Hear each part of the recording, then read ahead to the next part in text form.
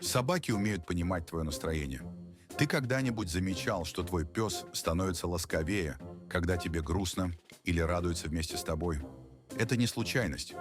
Ученые доказали, что собаки умеют считывать эмоции людей по выражению лица, голосу и даже запаху. Они могут понять, когда ты расстроен, и постараются тебя утешить, подойдут поближе, лягут рядом или начнут лизать руки.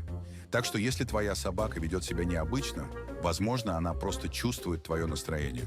А твой пес когда-нибудь пытался тебя утешить.